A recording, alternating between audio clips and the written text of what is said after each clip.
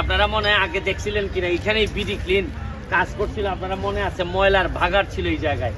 এই ময়লার ভাগাড় থেকে বের করে এখন যে ওয়াকওয়ের কথা বলছিলাম, ভাবছিলাম যে সরকারি প্রজেক্ট ছাড়া মনে হয় ওয়াকওয়ে আমি করতে পারবো না, কারণ অনেক টাকার বিষয় এখানে জড়িত।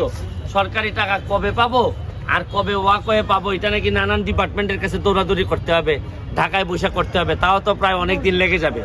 এই বিবেচনায় আজকে একটা ভালো খবর আপনাকে দিতে চাই যে আমার এলাকার আরেকটি ছেলে, যে আমি এমপি হওয়ার কারণে সে নিজেই এখন রাজনীতিতে নেমে গেছে। সে বলে যে ভাই আমি রাজনীতি করব, আমি দরকার হলে নির্বাচন করব। তাই সে আমার কাছে আসছে, আমি তারে বলছি যে তুমি যদি নির্বাচন করতে চাও ওয়েলকাম, তোমার ভালো মানুষ মনে করলে অবশ্যই ভোট দিবে। সে আমারে বলছে যে ভাই আপনার কোনো কাজে কি লাগতে পারি।